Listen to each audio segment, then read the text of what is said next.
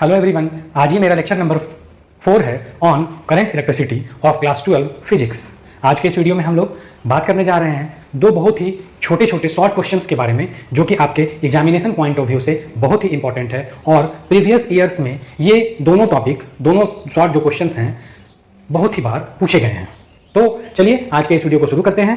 तो सबसे पहले थोड़ा सा पीछे के लेक्चर नंबर 3 के बारे में हम आपको बता दें। पिछले वीडियो लेक्चर में हम लोग ड्रिफ्ट वेलोसिटी के कंसेप्ट को समझे थे कि जब एक कंडक्टर में एक्सटर्नल इलेक्ट्रिक फील्ड अप्लाई किया जाता है तो उसके अंदर जो फ्री इलेक्ट्रॉन्स मौजूद होते हैं वो अप्लाइड इलेक्ट्रिक फील्ड के अपोजिट डायरेक्शन की ओर ड्रिफ्ट होना शुरू हो जाते हैं। ठीक है, इसका एक्सप्रेशन हम लोगों ने देखा था। वहां पर जो फॉर्मूला आया था वो आया था VD equal to -EE/m into tau. Tau यहाँ पर रिलैक्सेशन टाइम था, जो कि टाइम गैप है between two successive collisions between electrons and ions in a conductor. Okay, ये हम लोग पिछले क्लास में, पिछले वीडियो लेक्चर नंबर 3 में देखे थे। आज के इस वीडियो लेक्चर में हम लोग जो टॉपिक पढ़ने जा रहे हैं, सबसे पहले उसका नाम हम लोग लिखते हैं, वो है मोबिलिटी।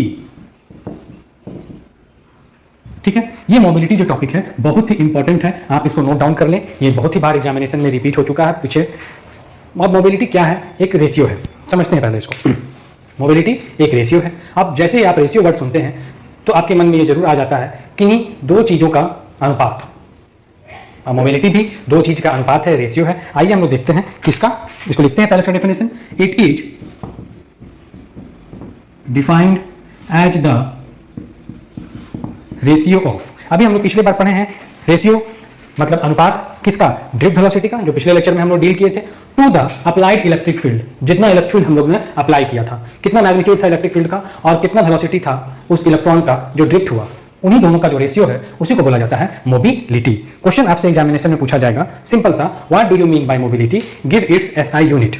2 नंबर का ये क्वेश्चन है, आप क्वेश्चन बैंक को उठाकर देख सकते हैं। It is defined as the ratio of drift velocity. इसको किससे डिनोट करते हैं हम लोग? VD से डिनोट करते हैं। Of current carrier to the, of current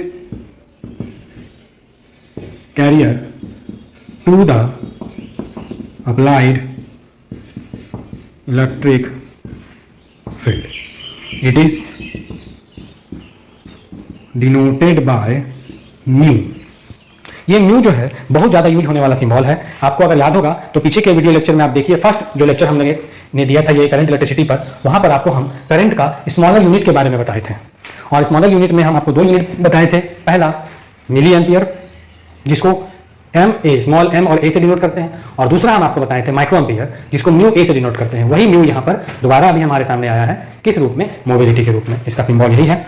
अब जो डेफिनेशन में बात लिखी गई है उसी के अकॉर्डिंग हम इसका फॉर्मूला अपने से लिख सकते हैं। ध्यान दीजिएगा कि रेशियो में ऊपर किसके बारे में कहा गया है और नीचे किसके बारे में कहा गया है। अगर आप उल्टा लिखेंगे तो ये गलत हो जाएगा। तो बहुत ही सावधानी से आप देखेंगे तो पता चलेगा कि जो मोबिलिटी है वो रेशियो है ड्रिफ्ट वेलोसिटी VD का, और अप्लाइड इलेक्ट्रिक फील्ड किससे डिनोट करते हैं हम लोग? E से करते हैं। इसको लिख सकते हैं, दैट इज म्यू बराबर VD/E। ये आपका फॉर्मूला पता चल गया किसका? मोबिलिटी का। अब आपको याद होगा VD, आज के लेक्चर में सबसे पहले हम आपको रिवीजन करवाएं, बताए थे कि पिछले लेक्चर में हम लोग क्या सीखे थे, तो आपको हम VD का फॉर्मूला भी बताए थे। उस फॉर्मूला को हम लोग को यहां पर पुट करना होगा। As we know that VD equal to आया था हमारा -EE/m इंटू टाउ। तो अब VD को यहां पुट कर दीजिए। So we can write mu equal to -EE/m into tau, बटा में क्या आ जाएगा? ये वाला E पहले से है। अब आप देख रहे हैं कि यहाँ पर E 2 जगह आ गया, तो इसको हम लोग कैंसिल आउट कर सकते हैं और लिख सकते हैं म्यू बराबर, कैंसिल हो गया, -E/τ/m।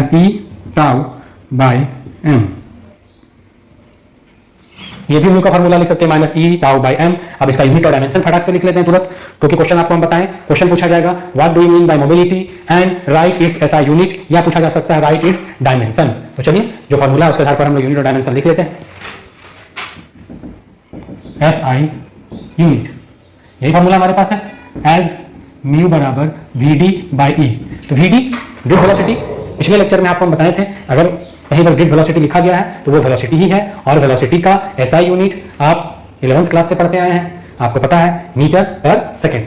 तो हमें इसका SI यूनिट पता चल गया, मीटर पर सेकेंड। तो लिखते हैं button E stands for electric field, और इलेक्ट्रिक फील्ड का SI यूनिट आप पढ़ चुके हैं इलेक्ट्रोस्टैटिक में, आपको याद होगा, देखिए चूंकि फॉर्मूला होता है E equal to F by Q, F यानी न्यूटन, क्यू यानी चार्ज, तो क्या फॉर्मूला आया इसका, यूनिट न्यूटन पर कूलम। अब इसको यहाँ पर पुट करना होगा, न्यूटन पर कूलम। अब इसको अरेंज कर दीजिए, मीटर पर सेकंड, न्यूटन ऊपर चला जाएगा तो माइनस में आ जाएगा, कूलम माइनस में तो प्लस में हो जाएगा, तो पर न्यूटन कूलम, मीटर पर सेकंड पर न्यूटन कूलम।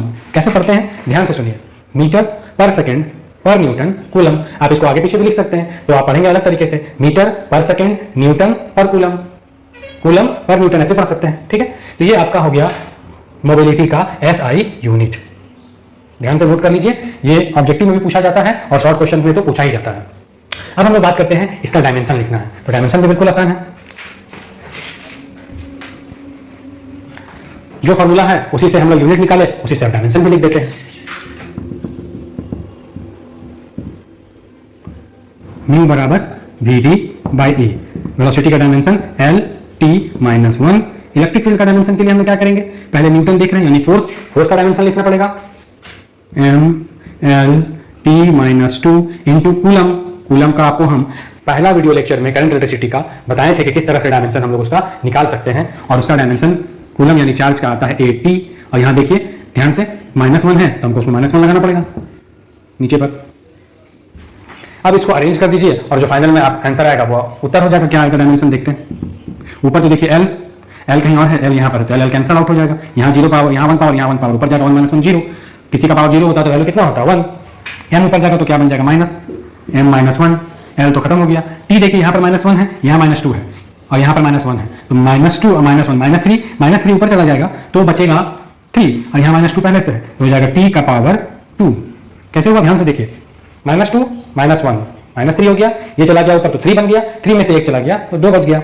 अब आया A पर हो जाएगा -1 क्योंकि ये A कहाँ चला जा रहा है, ऊपर जा रहा है। ध्यान से देखिए M-1 T का पावर 2 A का पावर माइनस, क्योंकि देखिए यहाँ पर ये माइनस ऑलरेडी था तो ऊपर जाएगा तो ये प्लस हो जाएगा, तो यहाँ पर हम लोग उसको नहीं भी लिखेंगे तो भी चलेगा। अगर आप L को लिखना चाहें L के टर्म में तो L को 0 भी कर सकते हैं, नहीं भी लिख सकते हैं, इसको आप ऐसे भी लिख सकते हैं और करके M-1 T2 और A, बस इतना ही लिख के आप छोड़ सकते हैं। L को आप नहीं भी लिखेंगे तो भी कोई बात नहीं है, ये भी सही है। और वाला पोर्शन थोड़ा कट गया है तो उसको हम फिर नीचे लिख देते हैं थोड़ा।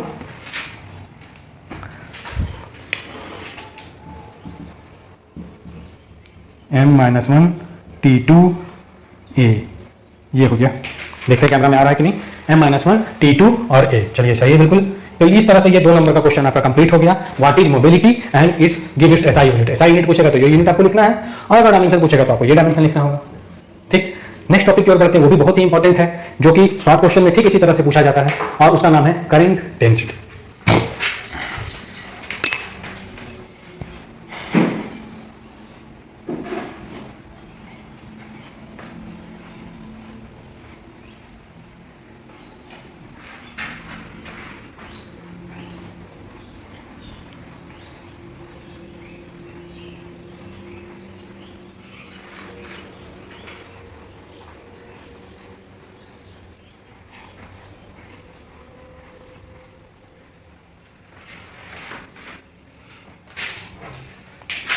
दूसरा टॉपिक है हमारा, चलिए पहले हम क्वेश्चन लिख देते हैं, उसके बाद टॉपिक के रूप में इसको लिखेंगे, ताकि क्वेश्चन भी आप अपने नोटबुक में नोट कर लीजिए।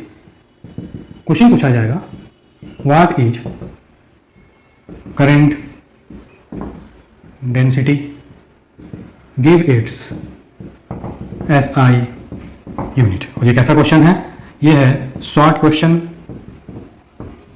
कितने मार्क्स के लिए, फॉर 2 मार्क्स। आप क्वेश्चन बैंक उठाकर इसको वेरीफाई कर सकते हैं। आंसर लिखते हैं हम लोग, पहले हेडिंग बनाएंगे स्टार देकर, करंट डेंसिटी।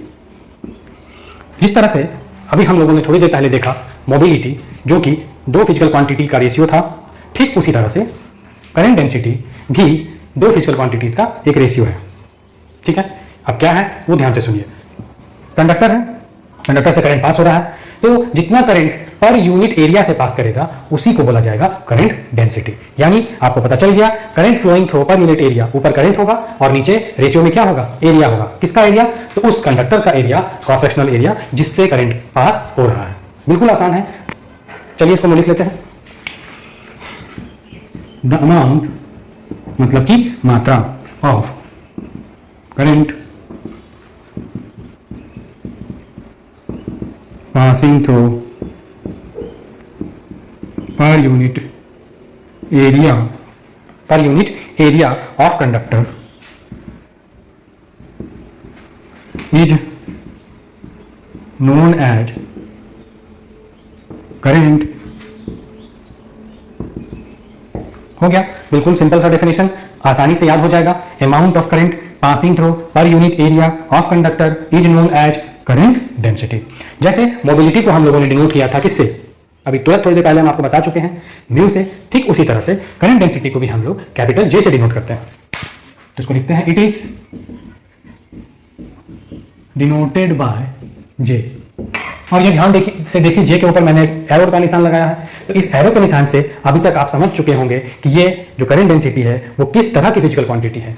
जैसे फिजिकल क्वांटिटीज को दो भागों में बांटा गया है, स्केलर क्वांटिटीज, वेक्टर क्वांटिटीज।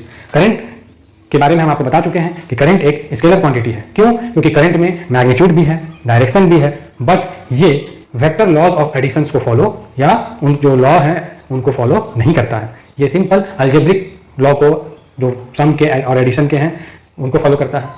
यहाँ पर करंट डेंसिटी जो है एरो के निशान से आप समझ गए होंगे, ये एक वेक्टर क्वांटिटी है क्योंकि इसमें डायरेक्शन भी है, मैग्नीट्यूड भी है और ये वेक्टर लॉ ऑफ एडिशंस को फॉलो भी करता है। तो हम लोग इसको बारे में लिख देते हैं, it is a vector quantity. It is a vector quantity. अब जब ये वेक्टर है तो जरूर इसका डायरेक्शन होगा क्योंकि करंट में मैग्नीट्यूड है, डायरेक्शन भी है। तो इसका डायरेक्शन हम लोग किधर लेते हैं? इसका डायरेक्शन हम लोग लेते हैं जिधर कन्वेंशनल करंट का डायरेक्शन था। आप याद कीजिए, आपको बता चुके हैं कि कंडक्टर में जब हम लोग इलेक्ट्रिक फील्ड अप्लाई करते हैं या बैटरी से कनेक्ट करते हैं तो वहां पर दो तरह का डायरेक्शन हम लोग शुरू में कंसीडर किए थे। पहला कन्वेंशनल डायरेक्शन जो कि पॉजिटिव से नेगेटिव की ओर होता है, और दूसरा इलेक्ट्रॉनिक करंट का डायरेक्शन जो कि नेगेटिव से पॉजिटिव की ओर होता है। लेकिन हम लोग यूज करते हैं कन्वेंशनल डायरेक्शन को, याद रखिएगा, जो हमेशा पॉजिटिव से नेगेटिव की ओर होता है। और इस करंट डेंसिटी का डायरेक्शन भी उसी को फॉलो करते हुए हमेशा पॉजिटिव से नेगेटिव की ओर लिया जाता है। Whose direction is taken as direction of conventional current, that is from कहां से कहां, पॉजिटिव टू नेगेटिव। याद कीजिए, इस तरह का फिगर हम आपको बता के बनाए थे, समझाए थे आपको। ये कंडक्टर, इसको हम लोग कनेक्ट कर दिए बैटरी से, पॉजिटिव नेगेटिव, तो इसके इलेक्ट्रॉन्स इधर ड्रिफ्ट होंगे, ठीक है। लेकिन जो शुरुआत में माना गया, शुरू के साइंटिस्ट माने कि प्रोटॉन्स का फ्लो होता है और उन्होंने उसी डायरेक्शन को मान लिया कन्वेंशनल, बट इलेक्ट्रॉनिक जो होता है वो होता है नेगेटिव से पॉजिटिव की ओर। ये हो गया इलेक्ट्रॉनिक,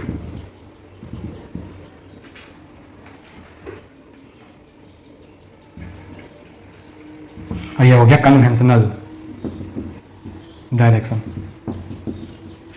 देखिए, यही फिगर था, आपको याद आ गया होगा। कन्वेंशनल और इलेक्ट्रॉनिक दो तरह का था, हम लोग बार बार यूज करते हैं कन्वेंशनल, ठीक है।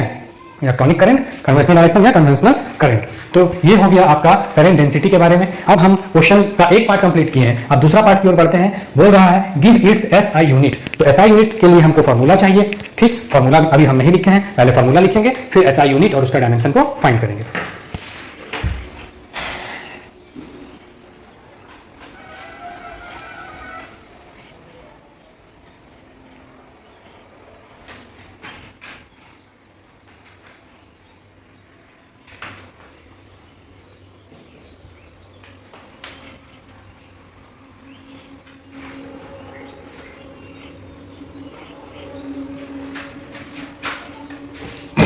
तो अभी हम लोग जैसा कि डेफिनेशन देखें, करंट डेंसिटी का क्या था, करंट पर यूनिट एरिया। तो लिख सकते हैं हम लोग, दैट इज जे बराबर आई बटा में ए।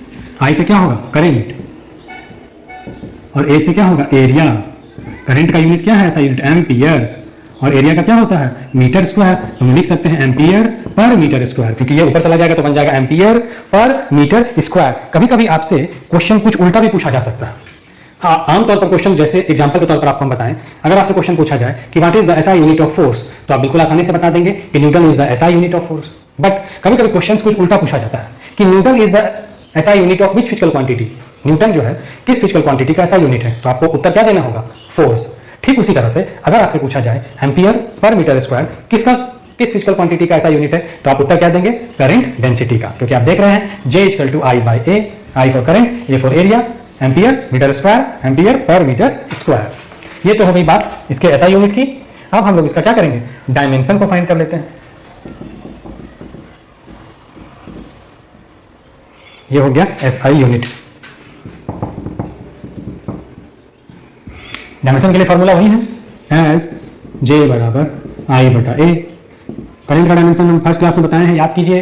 डायमेंशन का करंट का याद आ गया, या तो A या तो I।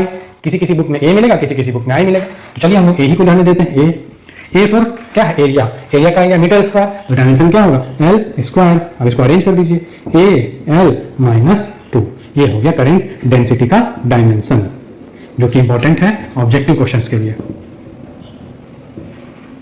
For MCQ multiple choice question, इसमें एक से ज्यादा ऑप्शंस दिए रहते हैं, 4 ऑप्शन, किसी एक सही उत्तर पर आपको सही का निशान लगाना है।